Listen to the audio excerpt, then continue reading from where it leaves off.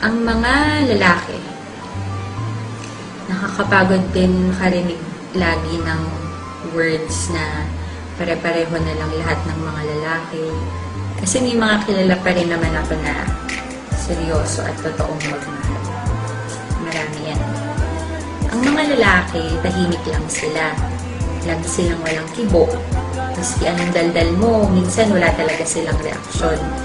Normal lang yon, huwag kang magreklamo. Halos lahat naman ata ng lalaki ganun. Mga lalaki minsan insensitive pero hindi ibig sabihin wala silang pake. Minsan kaya sila ganun para hindi na lang din sila masaktan. Yung mga lalaki na yan kahit walang kibo, nasasaktan din naman sila. Hindi natin alam na kahit todong ngiti sila, kahit nasasaktan, wala silang magawa, lunok na lang lahat ng sakit. Okay na sila na yung masaktan kaysa tayong mga babae. Hindi lahat ng lalaki showy in public. Minsan, sapat na nasa'yo pinapakita na mahal ka talaga niya. Hindi naman ang buong mundo ang minamahal nila, kundi ikaw. Minsan, hindi din sila ma-effort kasi hindi naman nababase dun kung mahal mo talaga ang isang tao. Yung effort na sinasabi ko yung mga gifts at surprises, ha? Hindi yung effort na pasayahin ka, alagaan ka at pahalagahan ka. Minsan, hindi din sila vocal sa pagmamahal nila sa'yo. Maraming boys ang ganyan. Minsan nakakalimutan nilang mag-I love you sa text or sa tawag. Okay lang yun. Ang importante naman yung ginagawa nila na yung mga bagay kasi sinasabi nila sa'yo. Yung mga lalaking yan, nasasaktan din sila. Sa lahat ng aspeto ng buhay nila.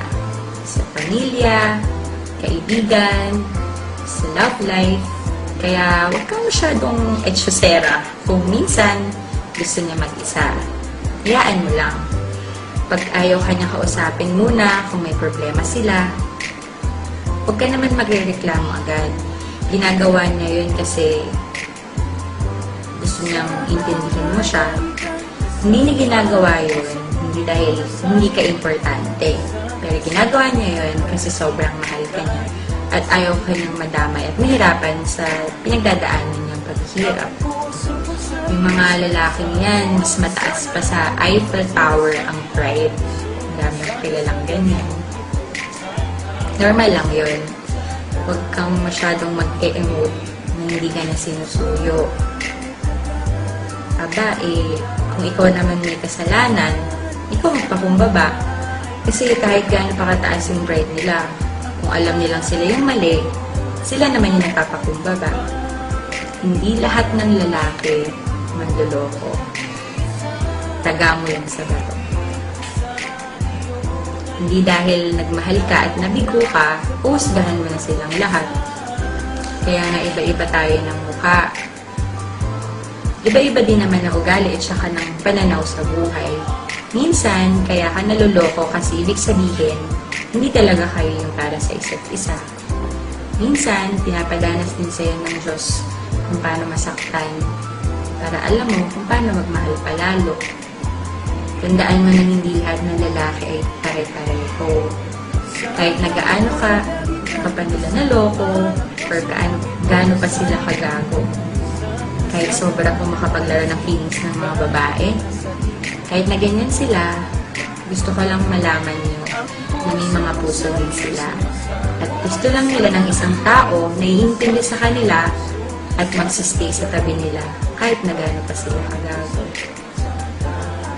Yan ang mga lalaki. Sana ay lagi kang kasama ng puso kong ito na sa iyo nag-uusa. Na sana nga ay pansinin kahit nasa tingin ang pag-ibig na nagpahalaga.